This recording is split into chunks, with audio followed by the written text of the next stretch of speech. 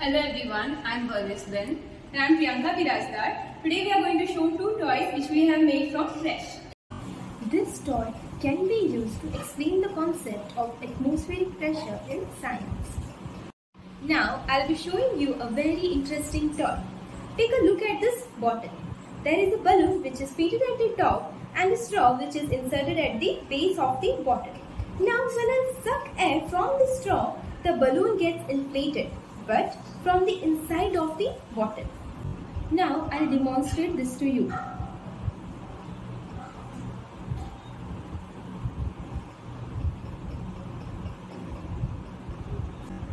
Now this happens because when we suck air from the straw, the air inside the bottle is driven out, hence creating an area of lower pressure. But outside the bottle, the area is of higher pressure. That is the atmospheric pressure.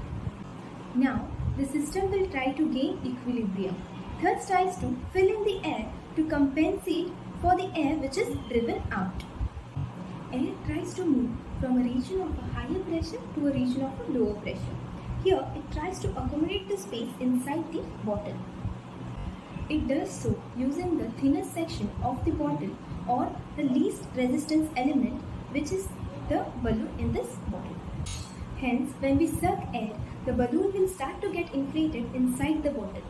Now, what do you think will happen if we blow air through it? I'll demonstrate this to you.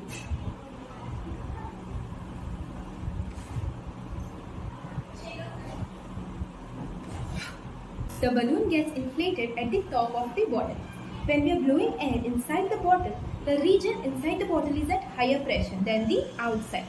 So, air tries to escape it to bring the system to equilibrium, but it is stopped by the balloon. Hence, the balloon gets inflated. Hello, so this is the toy I have prepared, and this toy is based on the concept of density.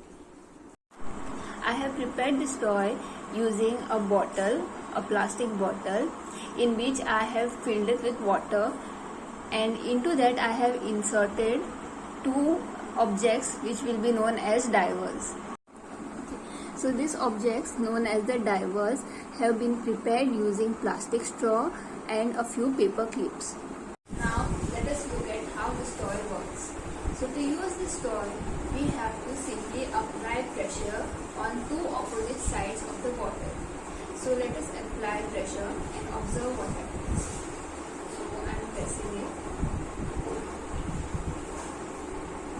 And then I release it. Let us take a closer look of what happens on squeezing the bottle. As we can see, the divers sink to the bottom of the bottle, and on release, it tends to float back to the surface. Now, let us understand the scientific concept behind this toy. So, if we place an object that is heavy in a container of water, it will mostly sink to the bottom of the container. But if we place a light object in the container of water, it will tend to float at the surface. So why does this occur? This occurs due to the difference in density of the objects and difference in density of the water. So what is density? Density is defined as the mass of a substance per unit volume. So now in case of our toy, we saw at the starting the divers tend to float at the surface of the water. But on application of pressure, it tends to sink. So at the starting, we can say that the divers are floating as their density is lesser than that of the water. But on application of pressure, there is a difference in density. Now this difference in density is due to an air bubble that is present in the straw. So the air bubble tends to occupy a certain amount of space. On application of pressure, the air bubble tends to get compressed. So this compression will in turn increase the density of the diver, and thus the diver will sink to the bottom of the container.